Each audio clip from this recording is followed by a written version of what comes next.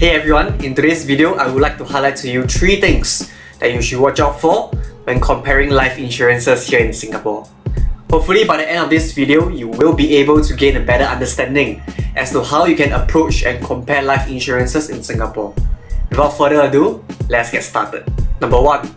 Price. Now let's start off with the most obvious point that you should watch out for, and that is price. While everyone knows that there's a price difference between companies, I think the majority of people often underestimate how drastic these differences can get across the entire industry. The reason why I say this is because when it comes to insurance comparison, most people tend to only compare the products across the different companies that they are familiar with. As a result of this tendency, the scope of the comparison is extremely narrow, and the results will not be an accurate representation of what is available in the broader market. To make matters worse, often the companies that are included in the comparisons are companies that do a lot of marketing, which often are also the priciest as the marketing cost has to be absorbed somewhere. For example, if I were to take a quick comparison of a whole life plan across 2 companies that do the most marketing here in Singapore, what you will see here is that given a similar set of coverage across the 2 companies, the cost is also somewhat similar. However, if I were to introduce another company that is also established but does little to no marketing, you will realize that there is a drastic cost difference for company M as compared to the previous companies. Based on one of my previous comparison, you can see here that the price difference across the entire industry can go anywhere between 10% to up to 40%, which is quite a huge spectrum. Now of course, just because a policy is cheaper doesn't mean it is better. To understand if it is worth paying a higher price for a said coverage, we have to look at the qualitative benefits of the plan itself, which brings me to my second point. Number 2. Coverage. Now generally, when it comes to insurance coverage, apart from the sum assured that you are applying for, it is also important that you watch out for the fine prints that a different insurance company use when deciding the scope of coverage.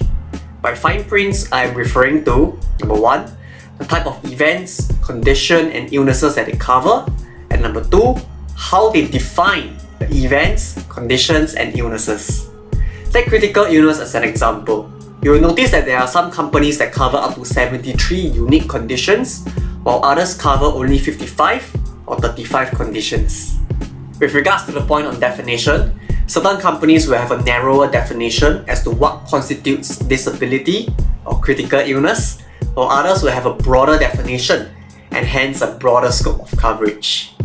The reason why you need to watch out for the fine prints written in an insurance contract is because that is the key factor that affects whether you can or cannot claim when the time comes. Ignoring the factor of cost, having a broader scope of coverage is definitely better.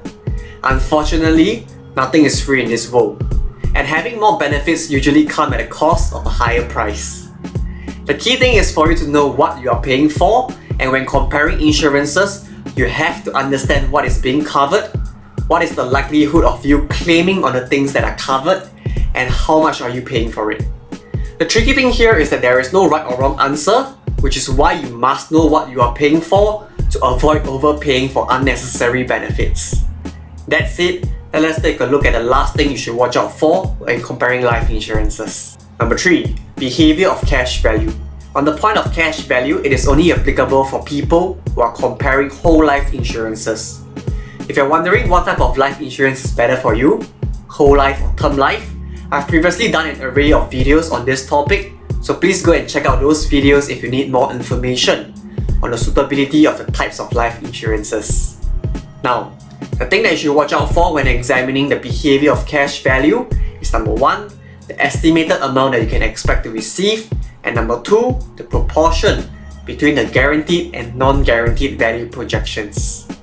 For the first point on the amount, assuming that the price and benefits are similar, the policy with a higher projected cash value is better than the policy with a lower projected cash value.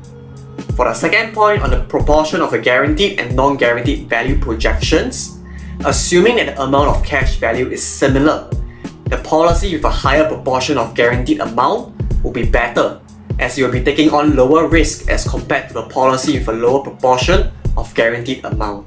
Summary. So there you have it. These are the 3 things you should watch out for when comparing life insurances here in Singapore. To recap, the first is to watch out for the price differences across the entire industry instead of selecting a handful of companies for your comparison, as the price difference across the industry can be pretty significant. The second is to watch out for the fine prints written in the insurance contract itself, as that ultimately decides whether you can or cannot claim when the time comes.